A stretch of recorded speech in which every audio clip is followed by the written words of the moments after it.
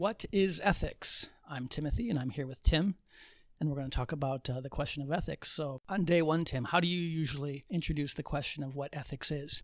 Well, I usually like to ask first just if people think there is such a thing as ethics. So I kind of turn the question back on them and I go, do you think ethics is real? And if so, what does that mean? And that sort of gets the discussion started. Would you say that on day one, you're going to dive right into meta-ethics? Now, maybe we should take a moment to define that. Very often, ethics will be divided into three categories: meta-ethics. You take a step back and you're asking these broad, deep philosophical questions about what ethics is. Normative ethics, straightforward questions of what's right, what's wrong, and what might be called applied ethics, when you take the answers to these questions and apply them to questions about eating meat or abortion or foreign policy, this sort of thing. So is that division something that you would go into in an introductory day on day one in a classroom? I wouldn't say I go into it on day one, although I do get into it maybe in the first week or two. But part of that day one discussion does bring up that distinction between meta-ethics and normative ethics. But really what I'm trying to do is get buy-in. If I'm asking them, is it real and what is it all about? I want them to bring up issues that they actually care about. Someone might bring up like racial justice or something like that. And they go, well, here's an issue I care about and this seems real.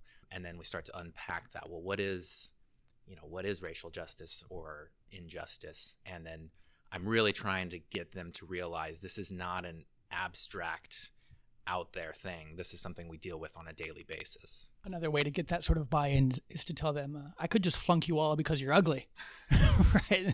That would be unfair. And that seems very real. That's not a bias or a cultural inclination. We seem to recognize that's not the proper role of a teacher, to give out grades based on looks or something like that. All right, so I'll define ethics as the philosophical study of morality. Why don't I ask you, is that a definition that you can live with? Can you repeat the definition for me again? The philosophical study of morality. Yeah, I think that's a definition I like. I like very broad, all-encompassing definitions because I think if we define it too narrowly, we exclude too much. And so one of my definitions of philosophy in general is thinking hard about stuff. So I think ethics is, philosophical thinking about morality. I think that's exactly right. Anything under the umbrella morality and doing it in a particular way, a sort of critical, analytical way, is what I would consider the study of ethics. It's the method that makes ethics a philosophical study rather than something else. I think that's exactly right. But I would add, and I'm a little reluctant to add this, but I think it's important. There's a sense in which it's the method that sets it apart. But there's also an interesting way in which philosophy in general and philosophical ethics, there's a sense in which the individual is not the arbiter of what's true but it is the sort of final judge about what we should accept or not accept, because there's a sense in which we're not appealing to anyone's authority. We're not even appealing to philosophers' authority, even though I wish we would, because I would like people to listen to me more. But we're trying to empower the individual to think through and go, okay, given all these sources, sort of you have the final say in what you think you should accept as true or not. And you need to be able to think through why should you accept this or that as true or not. And so I think that's a kind of method that you don't see in other disciplines as much, because there is a kind of appeal to authority in certain cases where, well, if it's in a scientific journal and enough scientists accept it, you'd be pretty remiss to reject it. Whereas if it's in a philosophical journal and a bunch of philosophers accept it, there's sort of more room for you to push back if you have good reason, if you can think of good reason to push back on it. So now we've circled back to where we started. Is ethics real? Is morality real? Because if even the experts aren't sure, and you just got done saying that an undergraduate taking an introduction to ethics class has every right to push back against an expert, that raises the specter of this question, maybe ethics isn't real. In the end, it's a bunch of biases or cultural inclinations. Who's to say what's right and wrong? This is a question that every philosophy professor has to answer at some point. Does this come up on day one for you? And if it does, what's your answer? Yeah, it does come up in day one. And it's a hard question to answer. Who's to say? In some sense, I just said, well, each of us individually is to say. And that One reason I said I was reluctant to say that is I don't want to make it sound like it's this, well, everyone's opinion is equally good and that's all that matters. But what I want to do is empower the individual to evaluate whether we have good reasons for thinking something's true or not. And so you and I can disagree about ethics on a particular issue, and you might be smarter than me, but if I can identify good reasons to reject what you're claiming, then I need to be empowered to be able to say, well, here are my reasons for supporting my disagreement. That's what I want to empower the students with. And so when they do disagree on day one and they go, well, who's to say? I like to say, well, the person with the best reasons, with the best argument, they're to say. Now, hopefully that's you, but that's not always going to be you. And if that doesn't work, I always just move to everyone's favorite punching bag, Hitler. And I say, okay, well, who's to say? Yeah, who's to say what Hitler did was wrong? You know, oh, maybe it was okay to kill millions of Jews. Then they start to go, well, not that. That's not what I mean. And I go, okay, well, now we're starting to realize you were at least in a position to say what Hitler did was wrong. Okay, that's a starting point. So now we've sort of rejected this idea of who's to say. Now we realize it's just sort of who's to say on the sort of harder issues. I like to make an analogy with other forms of knowledge that we have. Who's to say whether there's ketchup in the fridge? Well, everybody can take a look or think through or try to remember whether they finished the ketchup last night, and maybe family members may disagree. There might be a spat between brother and sister whether there's any ketchup left, but maybe they should just go check. And that's the difference with morality, yes, is that we can't just go check the answers in the back of the book. There are no answers in the back of the book. But that doesn't mean necessarily that there are no answers. It just means that we have to go very slowly and very carefully. What do you think of something like that? Well, I like the ketchup analogy because I often will mention something like that about, well, if there's disagreement about other issues, we don't just throw up our hands and go, I guess there's no fact to the matter. No, there's a fact. We can go check, right? One of us is right and one of us is wrong about whether there's ketchup in the fridge if we disagree. But the pushback I get, and I think rightfully so, is, well, it's pretty easy to go check the fridge and see whether the ketchup's there. Now let's move to ethics, and like you said, it's importantly different, where if we disagree about an issue, what can we do? What's the sort of checking the fridge in this case to figure out which one of us is right and which one of us is wrong? It's not so simple. Now, I think there's something to be said there about what the method actually is and who has a sort of better position or who's closer to truth or who's more right or more wrong. But it's just a little more complicated than some of the other cases of disagreement we have. So maybe what we should do is go back and talk about morality. We've talked about philosophy. We've talked how ethics is the philosophical study of morality. We've talked about that method a bit, how the method does not lead to answers that we can check. It often leads to a lot of disagreement. And yet you and I have signaled that we think there probably are answers there, that ethics is worth doing, and that we probably can come to some conclusions that are at least well supported. But what is morality? What is this thing that we're investigating philosophically? I'll get us started. I very often throw out three pairs. And I say that these three pairs don't conclusively define morality, but it's a cluster of concepts that can get us going. Good versus bad, or if you want to be dramatic, good versus evil, right and wrong, and virtue and vice. I find that those three pairs pretty much cover just about everything. Yeah, I like those three pairs. I would just add should and should not, although I also then have to go into the difference between should and should not morally speaking, or should and should not legally speaking, or should and should not, pragmatically speaking. But I think I try and get people to understand anytime you're talking about something you should or shouldn't do, that's a very different kind of language you're using. To use the technical term, it's normative language. So that's the other pair of terms I like to throw in there. For some people, the very word morality sounds stuffy or old-fashioned or comes with a negative connotation. So what I like to do is I like to define morality on that day one, and I divide it into three. Personal morality, where I might say, your morality is very different than mine. And really, I'm just talking about your moral beliefs versus my moral beliefs. And I think that's a perfectly legitimate use of the word moral in English. And sometimes we might say something like Victorian English morality was very different than 21st century American morality. Again, that's perfectly legitimate, a fine use of the word. I call that conventional morality. And then there's this third category, which doesn't have a nice title, something like rational morality, or if you want to be provocative, genuine morality or true morality, where it's not just what you believe, it's not just what a society believes, it's what is actually true about good versus bad, right versus wrong, virtue versus vice. And it's that third category that ethics is about. Ethics is not about personal morality or conventional morality. That is to say, it's not about beliefs about right and wrong, it's about right and wrong itself.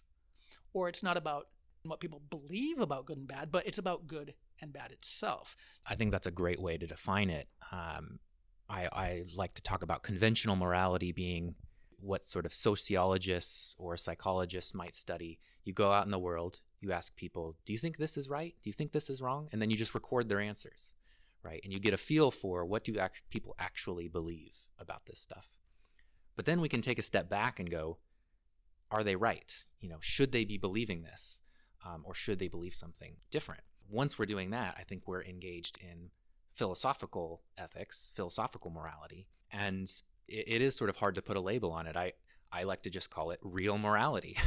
We're trying to get at the truth. Now, the philosophers who listen to this might think I'm oversimplifying a bit because there's a sense in which morality might be real but not be true, and it gets really messy. But I think for simplicity's sake, we can just say, look, either there are truths about morality, what Hitler did was wrong. Either that sentence is true or it's false. And that's what we're trying to get at in philosophical ethics. We're trying to get at what is the answer? How do we know what the answer is? And what does that tell us about morality in general? Those sorts of questions. That, I think, is what real morality and philosophical morality is about. Yeah, this is good. We keep tossing out these threes. I have another three for you. Any good moral theory should answer three questions. The metaphysical question, what is right and wrong, or what is goodness and badness? It's kind of the foundational question of what is this stuff? That's the metaphysical question. The epistemological question, how would we know what's right and wrong? Or how do we come to have knowledge about good and bad? Call that the epistemological question. And then thirdly, the motivational question, why should I care? Okay, you've told me what the good is. You've told me what right action is. Why should I bother doing that? If I can get ahead in life by stepping on others, sure, I know it's wrong. I don't care, right? So any good moral theory should also give us motivation for why we should invest in becoming a good person. Yeah, I think that's right. And I think it's easy for me to sort of push aside the two questions about how do we know and why should I care? And I tend to overemphasize or focus too much on the, what is right? What's the sort of ultimate rule, or what makes something right or wrong? In some sense, because I think I'm just more interested in it. But in other sense, I think it's a little easier. My personal opinion is that's an easier question to answer, because once you sort of take for granted that morality is real, you can start theorizing and thinking about cases and thinking about principles and sort of testing them against your intuitions. But the question of, well, how do you know that that's the right one? I think it's just a really hard question. And then for the last question, why should I care? I don't know. I want to turn it back on you and ask, what do you tell your students? Because I often, when that comes up, I don't have a good answer. I just say, well, you're a bad person if you don't care. I mean, why should you care about morality? If a child is, drowning in front of you and you do nothing to help them, you say, well, why should I care? I go, you're a horrible person if you don't care. I don't know what else to tell you. Do you have anything more to offer on that? Well, I don't know if I do, but I think Aristotle had a pretty good answer. Aristotle says it's because it's in your self-interest. You'll live a better life. Now, of course, that might not be a good answer. A lot of people might question, now, I know a lot of scoundrels who are living better than me, right? They seem to be doing pretty well in their Porsche as they drive by, and you might think, good guys finish last. Isn't that the saying? But I think Aristotle provides at least a direction for trying to answer this question, why should we care? Because overall, a virtuous life is one that pays. I also kind of like Kant's answer, although we're getting a little off topic, aren't we, for day one? But Kant says, why should you care? Because you are a rational being. And to act wrongly is to be irrational, and you're above that. Your dignity goes deeper than that. Something like that, sort of appeal to their dignity and nobility as a rational, autonomous being. See, I just don't listen to those old, stuffy, dead philosophers like you do. So when we divide morality into these three parts, there's personal morality. That's just what an individual believes is right or wrong or good or bad. and conventional morality, move that up to the level of nation or society or culture. And then what you were calling real morality, we can actually divide these up into various meta-ethical theories, can't we? Subjectivism will just say, you know that individual personal morality you were talking about earlier, Tim? Well, that just is true morality. In other words, they're the same. Each person's individual beliefs about morality is their true morality. So they're going to do this little wizardry where that third category that we were calling true morality or real morality actually equal sign just is personal morality, that first division. And then we can actually keep on going. Conventional morality, which is the beliefs that a culture might have or a society might have about right and wrong, that just is genuine morality or real morality because they're the same thing. It really is true that you should not X, whatever X may be, because your culture disapproves of X. So we actually come up with a nice framework here, don't we? If we investigate the English meaning of these words, sometimes we mean personal morality, sometimes we mean conventional morality, and sometimes we mean real morality. But we can put this other layer on of meta-ethical theory, subjectivism, personal morality, cultural relativism. Oh, there's true morality, all right. It just is conventional morality. And then this third category we were calling real morality, where we'd try to come up with some theories of what really is right and wrong without referring to what people believe. Yeah, that's a good point about, there's a sense in which when I talked about real morality, I was sort of making a pretty big assumption that real morality wasn't just what your culture believes, or real morality wasn't just what you personally believe. Like somehow real morality is different than that. But that's actually an open question, and one we talk about in our class is, okay, we know we can have personal beliefs. We know we have cultural sort of accepted beliefs. Then there is this question, is there such a thing as real morality beyond those two things? Or does real morality just collapse into one of those? And like you said, we have names for those: subjectivism, cultural relativism. But assuming we're right, and I don't try and convince students of much, but I tell them up front, I'm pretty biased. I think there is a real morality beyond those first two categories. Assuming there is a real morality beyond those two, what might that look like? Well, that's what we spend a good portion of the semester talking about. Why don't we end with a discussion of the trolley problem? Real quick, the trolley problem is this. There's a trolley that's out of control, speeding downhill, and is about to kill 5 people who are on the tracks. You see this happening, and it occurs to you that you could pull a switch and divert the trolley onto a separate track. But lo and behold, there's another person on the side track. So what it boils down to is, will you let 5 people die? Or will you put your hands on the switch and actually kill one person in order to save the 5? And this is a place where we often start in ethics testing intuitions. I noticed that you used the phrase earlier, intuitions, right? What our intuitions say about right and wrong. And that's what the trolley case does, I think. It tests out your intuitions. And now we're back to method. What are the starting points of ethics? What is the role of intuitions? And if we can kind of weave in what we were just talking about, the difference between personal beliefs versus cultural beliefs versus real reasons for thinking something is right or wrong, I've never had a student say, I would pull the switch and save the 5 by killing the 1. Because that's what my culture tells me to do, or something along those lines, right? They usually give a reason, something about, well, there's more people on the line. I could save 5, and they have families, and they have friends, and this sort of thing.